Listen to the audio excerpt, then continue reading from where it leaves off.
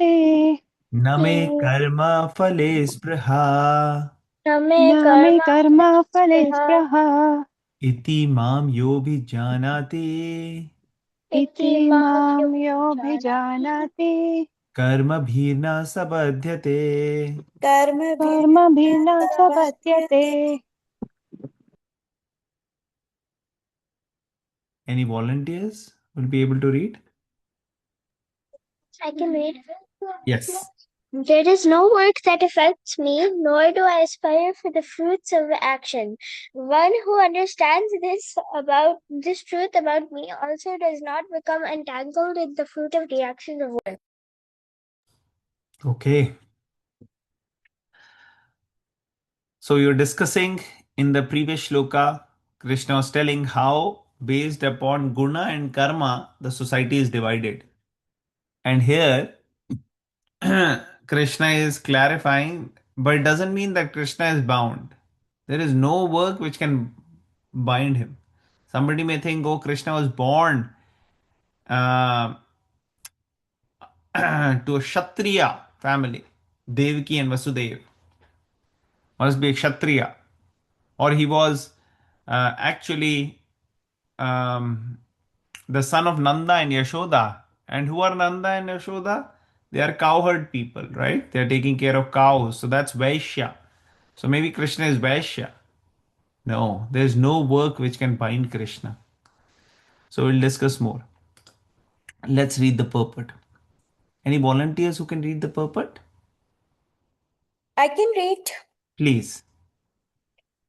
As there are constitutional laws in the material world stating that the king can do no wrong, or that the king is not subject to the state laws, similarly, the Lord, although he is the creator of this material world, is not affected by the activities of the material world. He creates and remains aloof from the creation. Sorry, my internet connection is a little unstable. We can Um, hear you clearly. okay. Whereas the living entities are entangled in the fruitive results of material activities because of their propensity for lording it over material resources. The proprietor of an establishment is not responsible for the right and wrong activities of the workers, but the workers are themselves responsible. The living entities are engaged in their respective activities of sense gratification, and these activities are not ordained by the Lord. For advancement of sense gratification, the living entities are engaged in the work of this world, and they aspire to heavenly happiness after death. The Lord, being full in himself, has no attraction for so called heavenly happiness. The heavenly demigods are only his engaged servants. The proprietor never desires the low grade happiness such as the workers may desire. He is aloof from the material actions and reactions. For example, the rains are not responsible for different types of vegetation that appear on the earth. Although without such rains, there is no possibility of vegetative growth. Vedic Smriti confirms this fact as follows. I can read this. Yeah, sure. Thank you. निमित्तमात्रम् एवासौ सृज्यानां सर्गकर्मणि भूता यतो वै सृज्य शक्तया. In the material creations, the Lord is only the supreme cause. The immediate cause is material nature, by which the cosmic manifestation is made visible. The created beings are of many varieties, such as the demigods, human beings, and lower animals, and all of them are subject to the reactions of their past good or bad activities. The Lord only gives them the proper facilities for such activities and the regulations of the modes of nature, but He is never responsible for their past and present activities. In the Vedanta Sutra 2.1.34, it is confirmed Vaishya Ner, sorry, I don't. Nargranyena speka the Lord is never partial to any living entity. The living entity is responsible for his own acts. The Lord only gives him facilities through the agency of material nature, the external energy. Anyone who is fully conversant with all the intricacies of this law of karma or fruitive activities does not become affected by results of his activities. In other words, the person who understands this transcendental nature of the Lord is an experienced man in Krishna consciousness, and thus he is never subjected to the laws of karma. One who does not know the transcendental nature of the Lord and who thinks that activities of the Lord are aimed at fruitive results, as are the activities of the ordinary living entities, certainly becomes entangled himself in fruitive reactions. But one who knows the supreme truth is a liberated soul fixed in Krishna consciousness. Hare Krishna. Okay, thank you so much for reading so nicely. Okay, Thank you. so we were discussing. You're welcome. So we were discussing how Lord is not bound to any particular karma, right? He is actually the creator, but he's not the one who is entangled or is really a part of it. He is non-doer in the sense that he's aloof and his energies are taking care, and he's not really um, entangled in the fruitive reactions of work, basically karma. But the living entities, they do. In the purport, Prabhupada starts by making a statement here which has to be understood uh, appropriately. Here it says constitutional laws in the material world stating that king can do no wrong or the king is not subject to the state laws. So here he is saying that the king cannot do any wrong. Now, this is not about those kings who are not following the Vedic principles, right? This is not about the current government where, the government or the kings, they are exploitative, right? This is about those who are following the Vedic culture, like Ram Raj or Raj under Yudhishthir Maharaj, that kind of a function. So, in that kind of a rule where everybody is doing things appropriately according to the scriptures, in that kind of a setup, king cannot do any harm. And even right now, we see many of the laws which are applicable to common living beings are not applicable to the government authorities. Let's say it's a one way written, so nobody will be able to go in the opposite direction. But let's say if it's an ambulance or a fire brigade or a police, they are not subjected to the same laws. They have the authority, they can go in the opposite direction to catch whoever needs to be caught, or provide medical facilities or rescue facilities wherever it's needed as appropriate. So they don't follow the same laws as ordinary people. So similarly, if we see president or prime minister, they don't follow the same laws. They don't have to stop on the traffic light or any of that. Everything is changed when a president or prime minister is going, right? So similarly for the king, they are not subject to the same laws. And this is a crude example we're giving to understand how Lord is not subjected to any of these laws. He creates, but he remains aloof.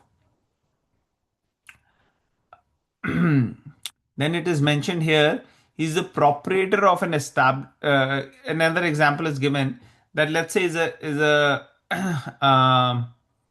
there is a big company, there's a big factory, and there is an owner of the factory, And then there are workers, right? So if the workers make a mistake, um, and they don't do their work properly, then the final item won't come as was intended.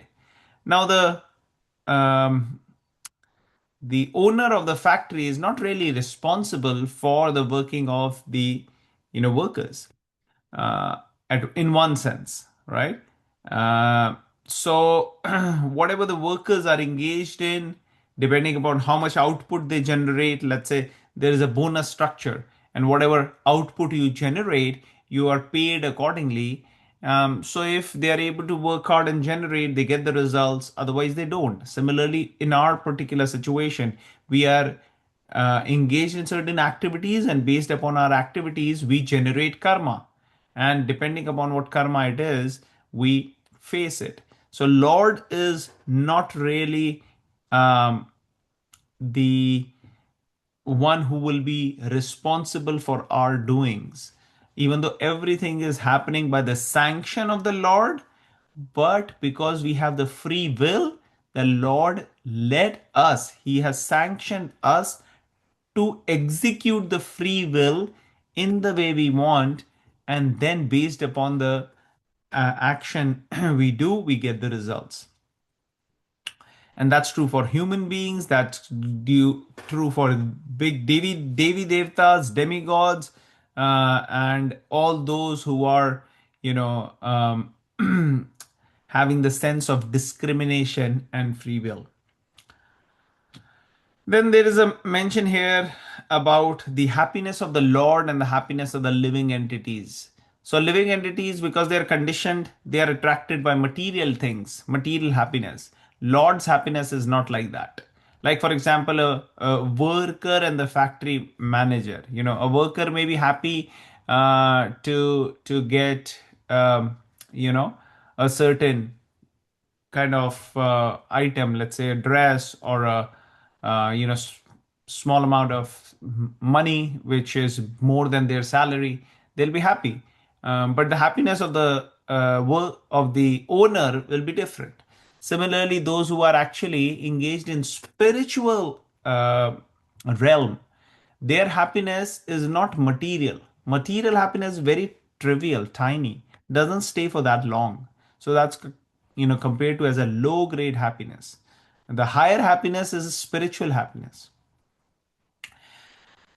Another example is given to make us understand how Lord is not responsible about our situation, and that is the example of the rains. So, rains will fall equally the whole ground, but where you have apple seeds, apples will come. Mango seeds, mangoes will come. If you have weeds, then the weeds will grow. If the cactus is there, the cactus will grow. Apple will not come on a cactus plant, right?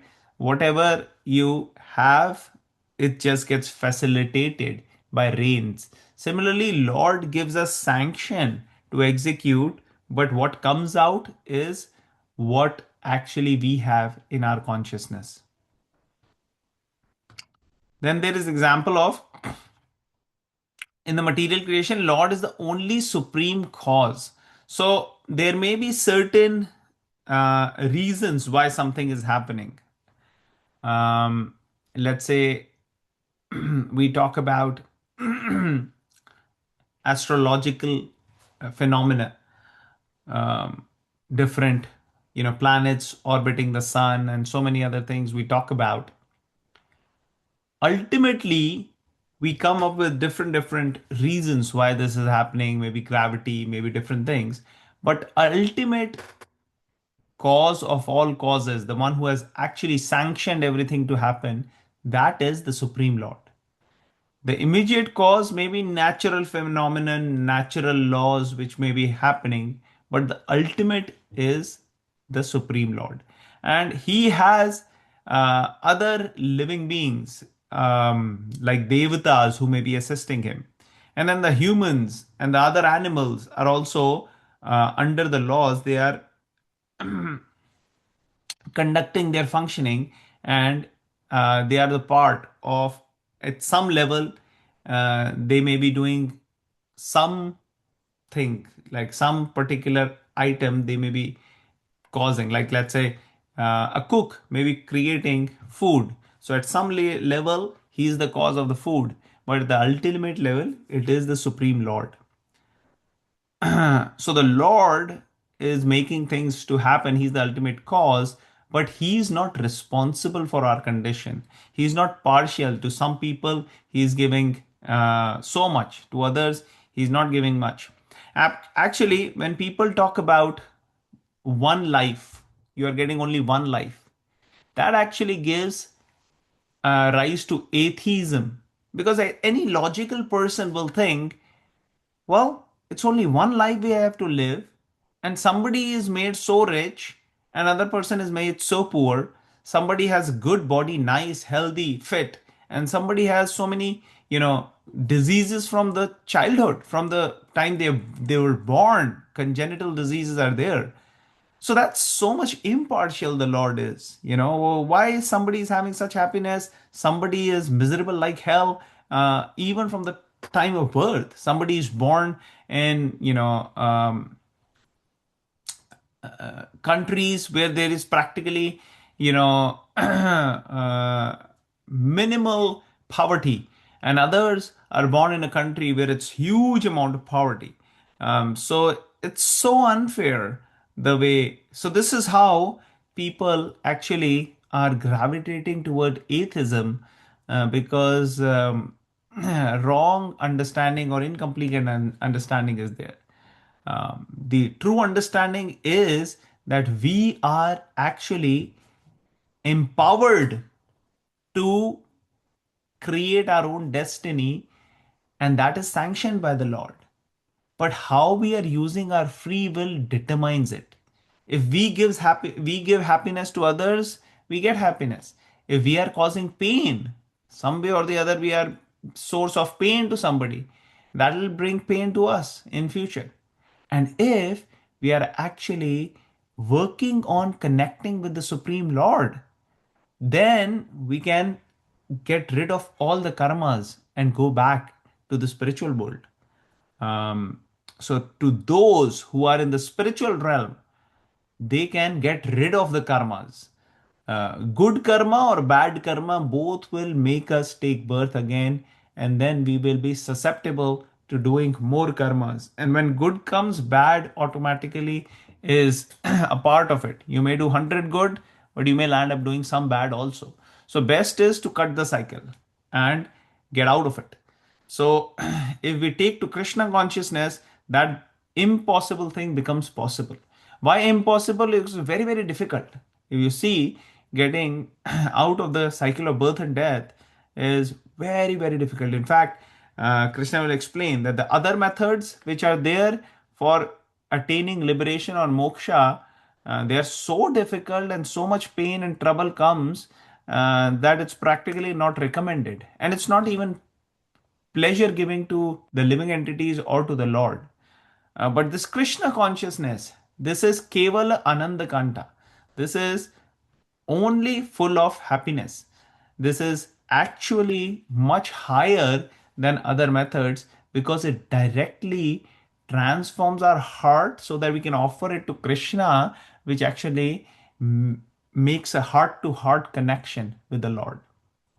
So that is the highest level of liberation, or moksha. There are different levels, but Krishna consciousness and getting to Krishna is the highest.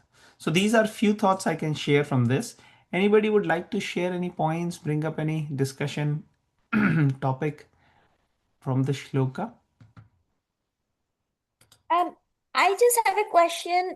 Please. So, how is that whether the kings are allowed to follow the laws and rules and regulations or not, how does that connect with the good karma and the bad karma that you spoke about towards the end? I'm just needing some clarification. So there are two things. One thing is, the example is here given about the Lord and the king. So the king, he is basically in charge of the governmental affairs, and he decides based upon the scriptures and the training which the king has got who is to be punished and who should not be punished, who should be protected. So in that way, king is the one who's the decision maker, and similarly, Lord has the structure and functioning where the living entities who are doing the karma, they actually get the results. Now, king, this is just an example to explain. The king themselves, whatever karma they are doing, they will have to face the result also. It's not that they are out of the bondage of karma. They are out only from the sense of a layman. A layman is thinking, "Arey, king is sitting there, he doesn't have to face any reactions. But I just stole a little bit and now they are putting me in jail or cutting my, whatever." So this is the way the layman is thinking. So that is the point of the analogy which was shared. Is it helpful? Yes, Am I yes, addressing your yes. question? Yes, yes. Thank you. Thank you, Okay, Prabhuji. great, great. Okay, so let's review this from a different setting. Just review this particular shloka. So we discussed about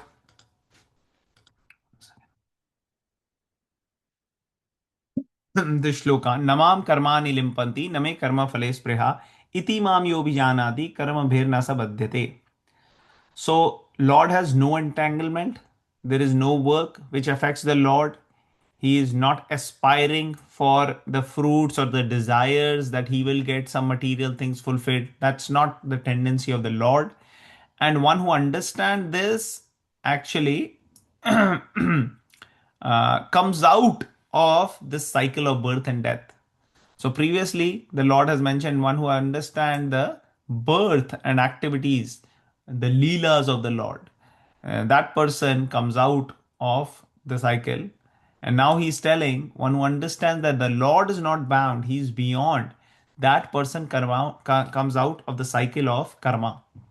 So, no entanglement, no selfish desires, and this way one can advance. This we had discussed how the rain is falling to every place, but some places rose will grow, some places cactus will grow, and that is dependent upon what plant was there, what seeds were sown. So, similarly, depending upon our consciousness, whatever is whatever we are getting, it will come out based upon the samskaras. Somebody may get very, very wealthy, and that person may be having gratitude in the heart, and he or she will use it in the service of the Lord, in the service of others, will do charity and all sorts of things. Another person who gets very rich may become very proud, may think, "Oh, this, see, I have done it. You poor people, you don't know. You can make your own destiny. I have made it. And you people, just lazy bums." So, like that, pride can come. Somebody can become very big, a governmental position, can even become a president. But the egoistic mentality may come there, and that person may have hatred and somebody, really wanting to uh, uh, show or take revenge or anything. They will use that position for that. On the other hand, another person who's given a chance of becoming a president or prime minister may be very humble, may be very respectful to others, may be using it an opportunity of serving the society and the community and the world. So it may be different for different people. Krishna conscious person, any position, any situation, anyone where they may be, they think, how can I best serve the Lord and the devotees? And how can I be expressing kindness and compassion to ordinary people? This is how Krishna conscious trains people. Okay. So there is another aspect here that we know that God has these, you know, aspects theory. We may know theoretically, but a devotee actually is having a connection with the Lord. An example is there about a doctor and a mother. A doctor may know the heart, clinically how the heart of the patient is. Okay, the heart is functioning well, the health is good, and all of these things. But how the heart, how emotionally the heart is of the child or the person, that a loving uh, father, mother, parent, or beloved spouse, they will be able to know. So that is the difference between a doctor and a family person, a loved one. Similarly, there are theoretical things which people may know about God, but then the devotee actually knows the heart of God, and they have the heart to heart connection. So this is true for everybody. Anybody can become a devotee. It's not that God is only partial to a certain set of people who are given a chance to become devotees. No, everybody has a chance. So theoretically, you will have jnanis, knowledge acquiring transcendentalists who are looking to learn, and they read scriptures, they read the Vedas, they learn about God, they learn about Ishvara, but their heart is actually not transformed. But a devotee, he has the transformation of heart where there is a heart to heart connection with the Lord. Okay, so we'll go to next shloka and we'll discuss a little bit more afterwards.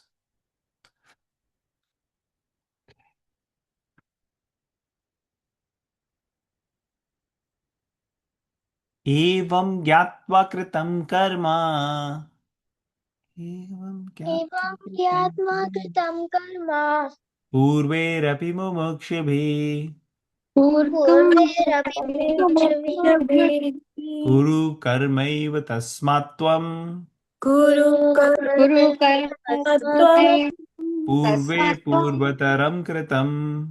Purve पूर्वतरं Any volunteers who would like to read the translation, the purport? Okay, I can read the translation. I can read it. Oh, go ahead, Geeta. There are two classes of men. Some of them are full of polluted material things within their hearts, and some of them are materially free. Actually, you can start from the translation, Geeta. Oh, You can sorry. start with all the liberated. All the liberated souls in ancient times acted with this understanding of my transcendental nature. Therefore, you should perform your duty following their footsteps. There are two classes of men. Some of them are full of polluted material things within their hearts, and some of them are materially free. Krishna consciousness is equally beneficial for both of these persons. Those who are full of dirty things can take to the line of Krishna consciousness for a gradual cleansing process following the regulative principles of devotional service. Those who are already cleansed of the impurities may continue to act in the same Krishna consciousness so that others may follow their exemplary activities and thereby be benefited. Foolish persons or neophytes in Krishna consciousness often want to retire from activities without having knowledge of Krishna consciousness. Arjuna's desire to retire from activities on the battlefield was not approved by the Lord. One need only know how to act.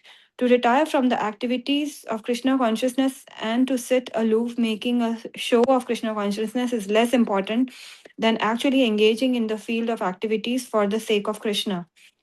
Arjuna is here advised to act in Krishna consciousness, following in the footsteps of the Lord's previous disciples, such as the sun god Vivaswan, as mentioned here in before.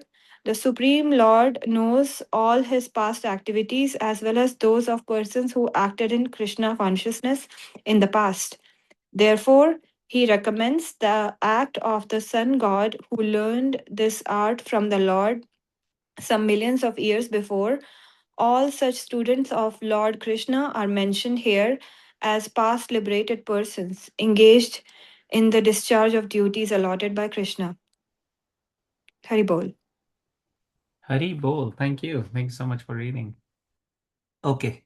So here Krishna is saying, telling about himself and telling about how he had created this particular, Varna, and also coming back to the point that he must execute his duties following the footsteps of great personalities in the past. Krishna had talked about sun god in this chapter, whom Krishna had given the knowledge. And prior to that, in the previous chapter, he had told Arjun about Janak Maharaj, how Janak Maharaj executed his duties. And Krishna gave his own example that how he is conducting it so that other people can also do their duties. Otherwise, Krishna doesn't need to do anything. So, like this, Krishna is actually mentioning and recommending. Prabhupada in the purport explains about two classes of men. Some are engaged in, you know, material activities because of having material desires. These material desires are not really pure, they actually keep us bound to the material world. And some people may be advanced to the point where they are materially free from material desires. In both cases, they will benefit from engaging in the service of the Lord, being conscious of Krishna all the time by engaging in activities which are bringing one to the service of the Lord. For those who are having a lot of material desires, this is like a cleansing process. This will help us cleanse our heart. Uh, and they will benefit as these impurities go away, one actually becomes pure. And when one is pure, still they can continue Krishna consciousness or engage in that, because that will actually give them pleasure and the happiness, and it will be an example for others to follow. Prabhupada is saying some people, in the name of Krishna consciousness, they may want to retire from their duties and responsibilities and may want to sit aloof and not be engaged in activities. Arjuna was thinking like that. He told in the first chapter, I much rather go and start live in the forest and do begging and not act. And Prabhupada is explaining Krishna did not approve such a thing. Krishna did not approve. Maybe sitting aloof, one may make a show that one is very advanced, but the mind is always active, the body is always active. And when one is mind and body is active, they will not actually remain in peace unless they have some engagement. So, this is true for most people. There may be some time they want to sit down, meditate, they may want to engage on practices that is appropriate, but total retirement into the forest, living in a kind of life, Krishna will tell that also in the 6th chapter, that option is also there. But here he is recommended Arjun to be learning, getting this divine knowledge, and engaging in karma in his activities to protect dharma, which is what even Krishna did. Krishna appeared every yuga to protect dharma. And how to do that? Following in the footsteps of the previous exemplary personalities. So here, sun god Vivaswan is mentioned specifically, but there are so many others who are already discussed. So these are the people who Krishna is recommended Arjuna to follow. Okay. So let's review this real quick. The shloka is Evam gyatva kritam karma purve rapi mumukshubhi kuru karmaiva tasmatvam purve purva taram kritam. So previously, great personalities have followed this path and you also follow. So exact translation is all the liberated souls in the ancient times acted with this understanding of my transcendental nature. Therefore, you should perform your duty following in their footsteps. So previous personalities have done Vipaswan, Manu, Ikshvaku, and Arjun should also do following in their footsteps. And then explained not to sit and meditate and retire prematurely. The time for retirement will come. In fact, Arjuna and Pandavas later on retired at the right time, at the right age, and Parikshit Maharaj was given the kingdom. So that time will come, but it's not right now. You can't leave right now, leaving your duties. Okay. So sitting aloof may be show, but it's actually mind is always active. Mind will go to material things and it will just not be very fruitful for you, not give you the desired outcome. Much rather engage in activities which you are trained for. You're a Kshatriya, you do that. For other people like us, we should engage on duties and responsibilities and engage in Krishna consciousness, which is going to help us engage externally in different positive activities, and internally, our consciousness will be focused and thinking of Krishna. So, prescribed duty. So, true renunciation means not just renouncing from things externally and being aloof. True renunciation means actually doing it internally. Because if you see, total renunciation, giving up all activities, is not really possible even if Arjun retires, because the body will be active. Body will be always doing something. So physical inaction is impossible. So the recommendation is engage in spiritual activities.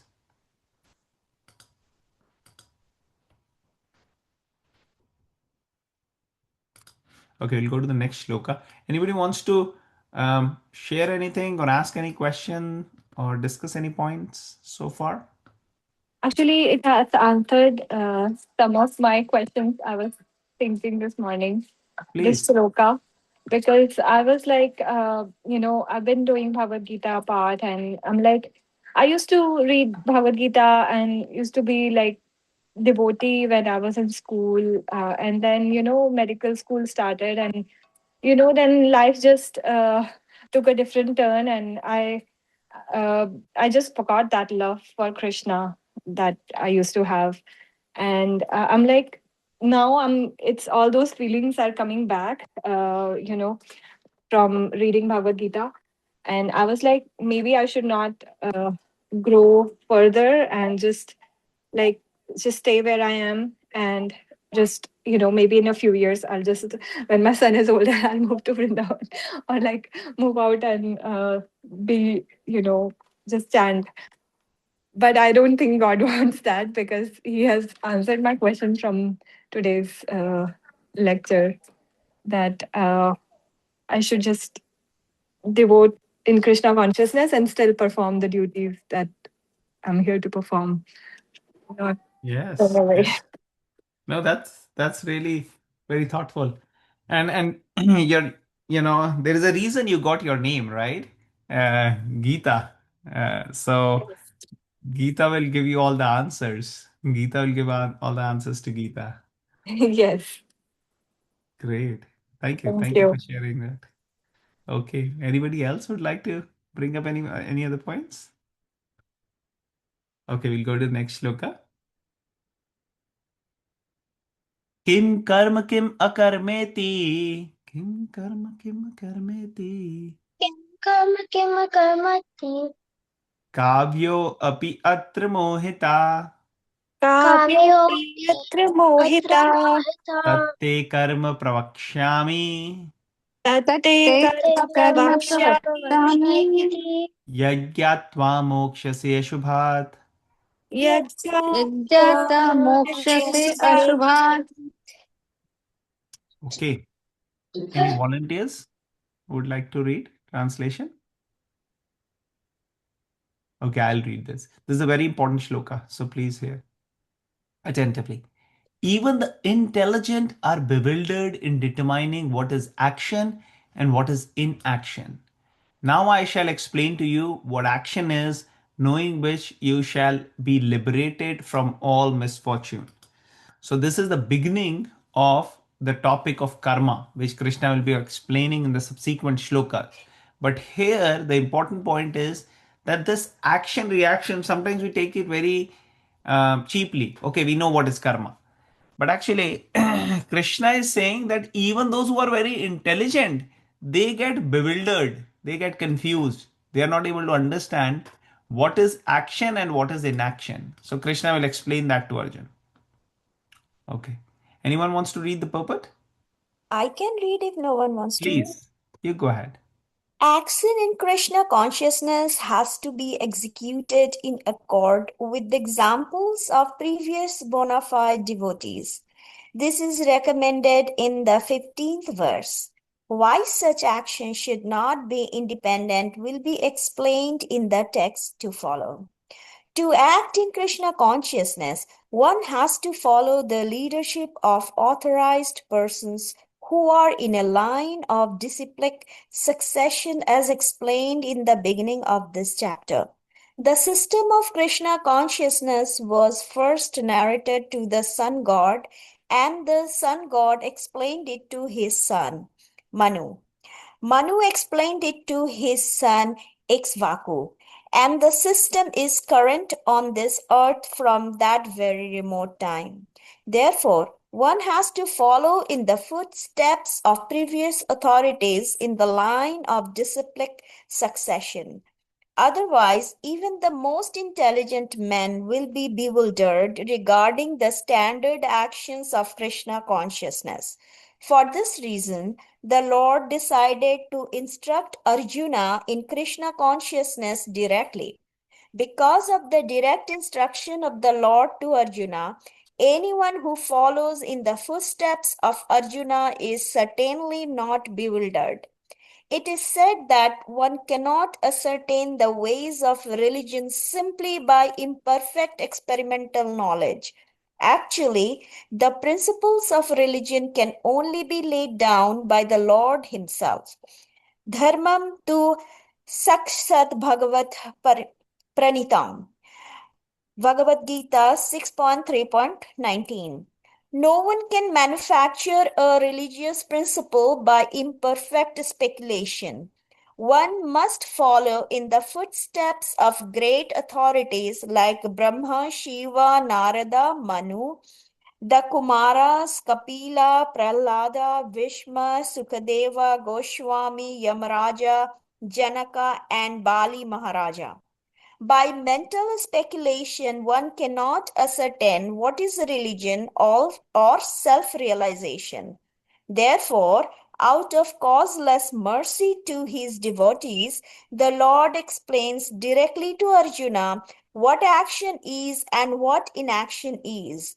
Only action performed in Krishna consciousness can deliver a person from the entanglement of material existence. Hare Krishna. Hare Krishna. Thank you so much for reading. Okay. So it is already here. I'll pull it up. It is already explained about following the previous acharyas. So we discussed this. Okay. Kim karma kim akarmeti kavyopyatra mohita tatte karma prakshami yad gyatva mokshase ashubhat. Even the intelligent are bewildered in determining what action is, what inaction is, and Krishna will be explaining um, what action is, and after that we'll be liberated from all misfortune. He's telling to Arjun, he'll be liberated. So important thing here is this is a complicated topic, and Krishna is simplifying it. Krishna is telling that this whole mesh or the whole complicated situation in which one lands up, why does this happen, and how one can come out of this labyrinth, this cycle of bondage, karma. So people may have a flawed approach of speculating themselves and trying to figure out, and that leads to imperfect knowledge. The perfect knowledge is to follow what is already, like for example, you take a particular subject. If you want to experiment, you need to have the knowledge of that subject which is already done previously. Whether it's human body or some physics experiment, you will base it upon what is already known and done. These are great people who have already researched. So Krishna is telling that the Shastras or the scriptures and the great personalities who have followed the scriptures, they are exemplary. They are the example which you have to follow. And when you follow, then you can actually get a true understanding and you can execute in your life. So we'll discuss karma, karma, vikarma. These we'll discuss in subsequent shlokas. I'm not going to go into technical details of that.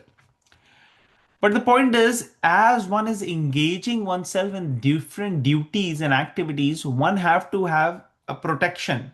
And that protection is when we engage our mind in Krishna conscious activities. Why? Because otherwise we'll be only thinking about material things. We will be conscious of material things. That will be material consciousness. But if we actually engage in service of Krishna, that will help us in being conscious of Krishna, and that is Krishna consciousness. The example of is given of a doctor. When a doctor goes to a patient who is having a contagious disease, let's say COVID, having a COVID infection, then the doctor has to wear the whole covering and then go in. Similarly, when we have to engage in material things, material duties, material responsibilities, we have to have a covering of Krishna consciousness that protects us, prevents us from getting engaged. And we still do the duty, but now we'll not be as susceptible of catching the material things. Now, Prabhupada mentioned in the purport about these 12 great personalities. In the scriptures, there are shlokas which describes that how these 12 people are considered as Mahajans. Mahajans means great personalities who are exemplary, and their examples can be followed and must be followed. And what example? Their devotional example. How devoted they are and how they used their love and devotion in engaging in the service of the Lord. So these example is Lord Brahma, Narad Muni, Lord Shiva, four Kumaras, Kapil Dev or Kapil Muni, Swayambhuv Manu, Prahlad Maharaj, Janak Maharaj, Bhishma Dev, Bali Maharaj, Sukdev Goswami, and Yamaraj. Now, some of you may be familiar with all of these, but many of you or most of you will be familiar with majority of them, but may not be familiar with all of them. But as we discuss further, we will actually discuss about them in our subsequent sessions. Lord Brahma, Lord Narad Muni, and Lord Shiva, they are famous. These four Kumaras, they are the sons of Lord Brahma, and they are also very exemplary in their devotion. Lord Kapil is incarnation of the Supreme Lord himself, and his mother Devahuti, he gave the uh, gyan or knowledge to his mother. Very, very detailed knowledge he gave. It's given in the third canto of Srimad Bhagavatam. And then Swayambhuv Manu, he's actually the first Manu in the day of Lord Brahma. Then comes Prahlad Maharaj. Everybody knows Prahlad Maharaj. He's exemplary devotee since the time of his birth. He became a pure devotee in the womb of his mother. Janak Maharaj is exemplary. He's the, who's Janak Maharaj? Can anybody tell? Father of Sita? Father of Yes, Sita. father of Sita Devi. And today is what? Today is the appearance Navami. of Mother Sita Sita actually. Navami. Yes, today is Sita Navami. So we can pray to Mother Sita today. Her devotion, exemplary devotion for Lord Ram is something we can follow. And she gives her example also that if we look towards other things, then there is a risk. She was looking at the golden deer very, very closely and intimately and wanted it. And for that, she let Lord Ram go. And result was that she was separated from Lord Ram. So this is how she teaches us that our devotion to the Lord should not be compromised, and we should not look at things and let Lord Ram or Lord Krishna go away from us. So this is one aspect we can learn from Mother Sita, because she is trying to teach us. We can really please Mother Sita by engaging in the service of Lord Ram. Next is grandfather Bhishma. So Bhishma fought against Krishna and Arjun, but he's Mahajan, and he did it for a very special reason. But he is a great personality. Bali Maharaj. So he's the one who said, "I'll give 3 steps of land to Vamandev when Vamandev asked for it." And he is exemplary because he gave everything, total dedicated surrender to the Supreme Lord, which is very difficult, right? Sukhdev Goswami, he is great personality who's son of Ved Vyas or Vyasadev, and he actually had no attraction towards this world. And he is the one who spoke to Parikshit Maharaj the Srimad Bhagavatam, which is Amalam Puranam, greatest of all the Puranas. And then finally, it's Yamaraj. Yamaraj has the knowledge of all the scriptures and he is exemplary, and that's why he is able to keep records of all the living entities and give them the right destination, one birth after the other. So, this is the list of the 12 Mahajans. Okay, just to summarize, in 4.14, we understand that the Supreme Lord acts constantly yet without any desire or karmic entanglement, and he is beyond all of this, right? In 15th, we understood that one should continue their duties and their karma in following in the footsteps of the liberated souls, the great acharyas, and that means giving up our own mental speculation and understanding the intricacies of how to come out of this karmic process. True freedom is found in not escaping the world, but in transforming this world. And that should be our motive. How to transform? By acting in the right way in which the scriptures recommend. So these are few thoughts I can share from these shlokas. Anybody wants to ask any questions or bring up any discussion points before we end for today? Regarding the motive, the last quotation that we just read, I was thinking that nowadays in the society, people talk about communication, and sometimes some people, although have good motive or intent for an action, but those actions can turn out to be very impactful or negatively impactful for some other people. And then what the results of that is conflict. So I was wondering if Gita has something to say, impact versus intent. Yeah, so that's a good point. So let's say an example. Let's take an example. So you're saying sometimes some people make certain decisions which can affect the outcome in the life of other people.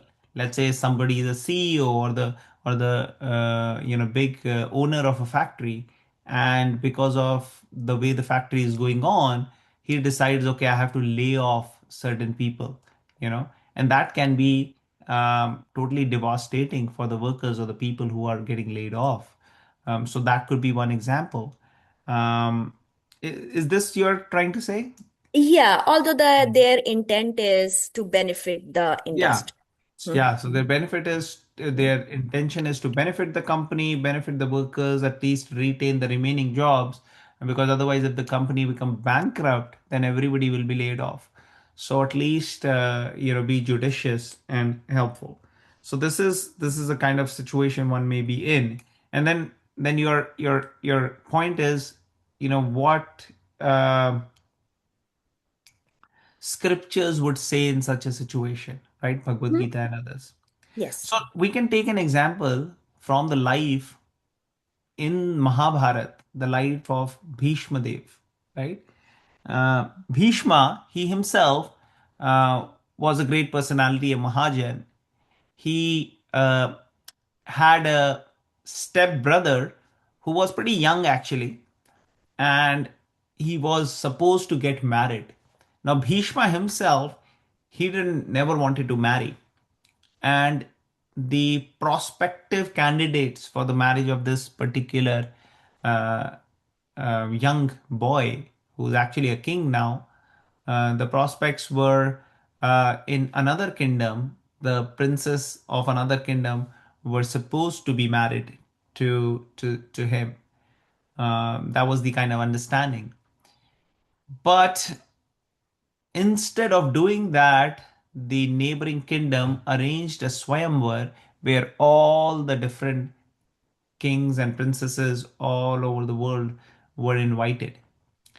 And Bhishma at that time went there because Bhishma wanted to show that his particular kingdom and his particular king and their influence is not less than anybody.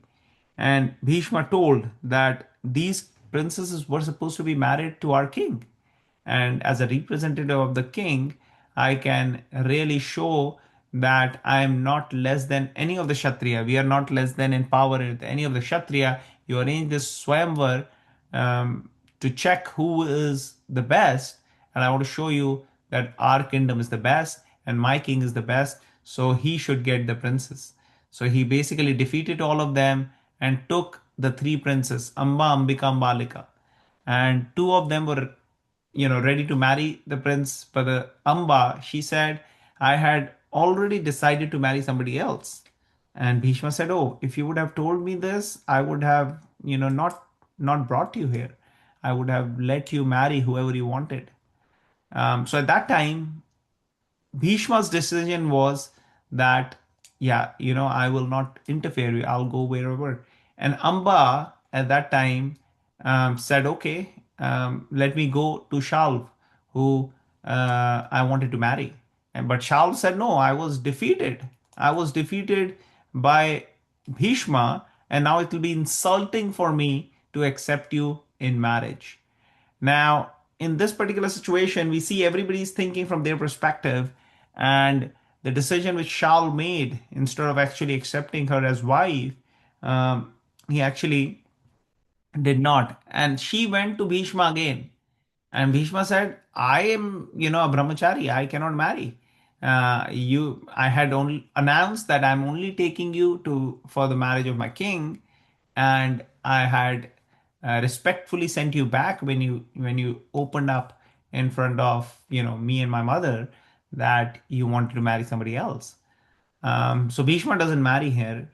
Now she gets so frustrated between all of this that she decides to take revenge from Bhishma, right?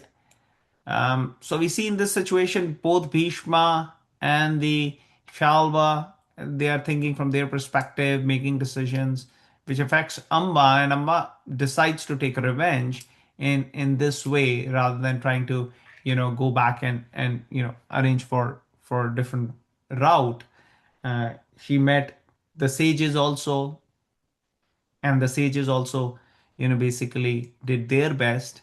In fact, Parshuram, he tried to fight with Bhishma in order to convince Bhishma to agree. But Bhishma said, I had already vowed, and even Bhishma defeated Parshuram, who was undefeatable.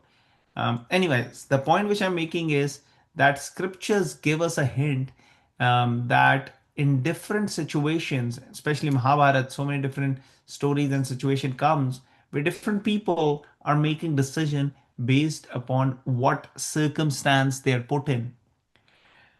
Now, whatever decisions we make, it's a karma. It'll come back.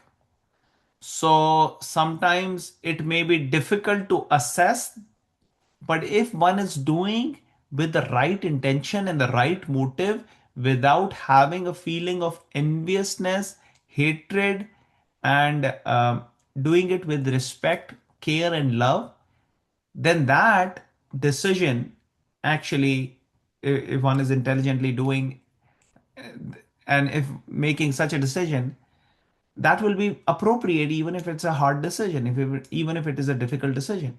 Bhishma took the decision, but his decision was the right decision, that he should not have been married because he had taken a vow.